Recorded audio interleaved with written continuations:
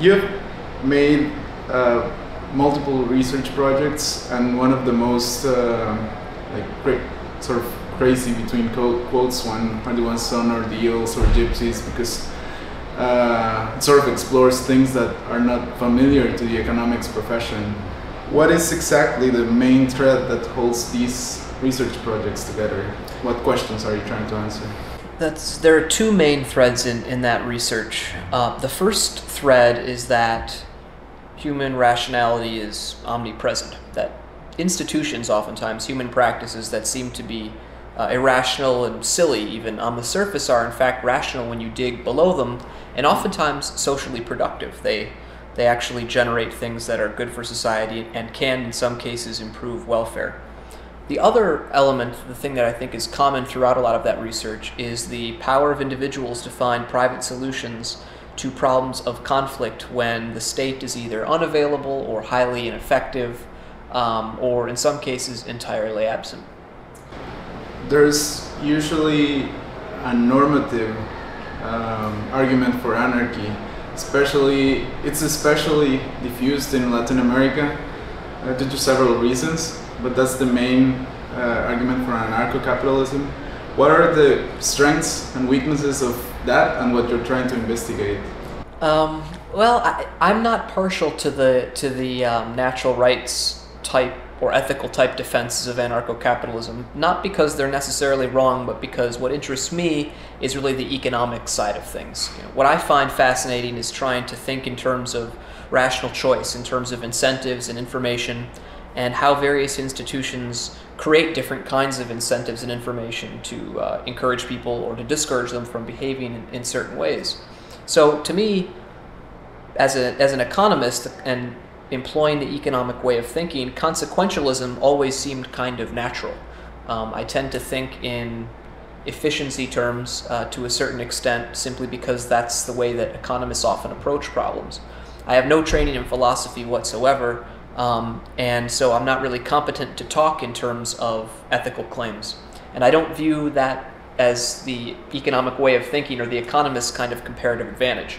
So I think that one of the things that I think is great about people who have deontological defenses of anarcho-capitalism is that they're very passionate defenders of liberty, and they value liberty in large part for reasons different from I do. I value liberty because I think that it improves people's lives, and that's what I care the most about, and I think that's where economics has the most to offer.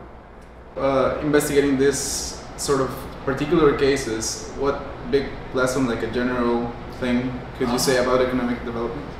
I think what it tells us is that in the developing world, where oftentimes formal institutions are either missing or entirely dysfunctional, we nevertheless typically don't observe complete collapse of societies. And so one question that emerges is, why is that? And this emphasis on informal institutions, these private arrangements, gives us some insight into understanding how it is that those societies are able to, at least to a limited extent, achieve social cooperation under the division of labor. So I think that it points us as economists in the right direction. It directs our attention away from formal institutions, which aren't really doing the work, and points us in the direction of informal institutions, which are doing the bulk of the work, so that we can better understand not only how they achieve the limited degree of prosperity that they have, but also in terms of helping us think about how we might consider institutional changes, institutional evolution that might be able to propel that progress forward a bit more. This literature is mostly about explaining how those informal institutions have worked. Does it have anything to say about the from here to there steps to take at all? It's a really big question. I think that my research doesn't speak too much to that issue, but it's a critically important question because, by and large, in my view at least, economists have a good grasp on what it is that needs to be done. We understand, for example, the primacy of private property rights. Private property rights are critically important to providing the incentives and the information that's needed for economies to grow. The really difficult political economy question is, as you pointed to, how is it that in places where private property doesn't exist, we might be able to get them? I don't see a lot of positive answers, at least in my research, or in much of the stuff that I read about how we might go about doing that, but I think we get some negative answers which are nonetheless useful. For instance, some research points to the fact that in order for formal institutions to be effective, they have to be in some way grounded in the informal institutions, the norms and customs and indigenous ways of people in various societies. So that tells us that if we try and just stick a formal institution that seems reasonable to us on a developing country, it is unlikely to be successful. And we have some reasons even for thinking that it might be downright harmful. So to that extent, even though that doesn't tell us how to get where we want to go, it at least tells us what we might not want to do, or it warns us about thinking about being too arrogant in trying to implement ways for getting from here to there. Okay.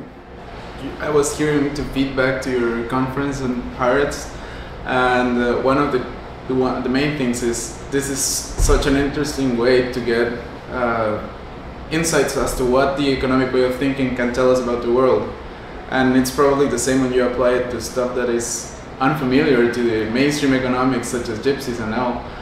What do you think is the strength of having this analytical narrative? Like, does it appeal to a broader array of people? Do you write for like the general public when you make this analysis? I do. I mean, to be perfectly honest, first and foremost, I write for me. I enjoy it a lot, and I see puzzles in the world, and I'm interested in how they might be solved. Some of those puzzles end up being only of interest to me. Others have interest to others, which is much, much better.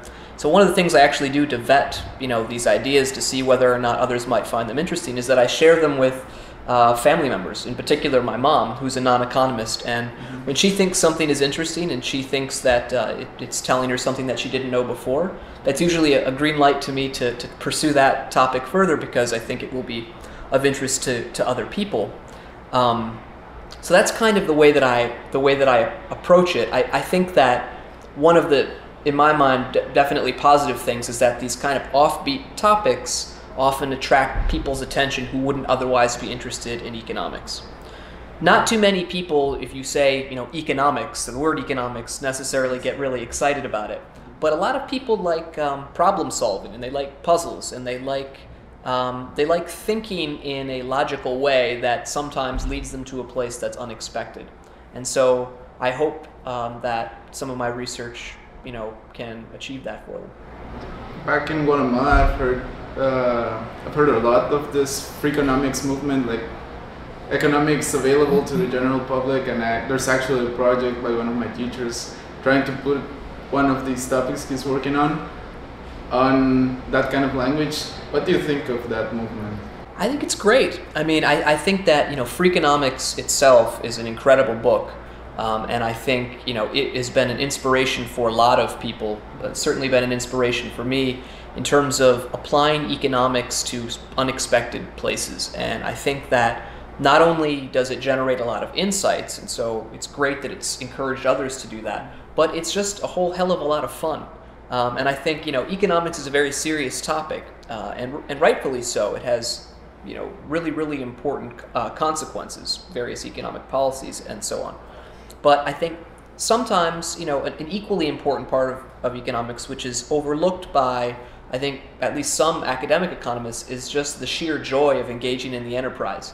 And I think that freakonomics, in particular the book, the authors of freakonomics, and the kind of the movement, as you called it, that it spawned, has really highlighted both sides of it. And the thing is, they end up being great complements because, as I mentioned a moment ago, the fun part oftentimes draws people in who wouldn't otherwise be interested, and as a consequence gets them thinking a bit more like an economist, and that can only be a good thing.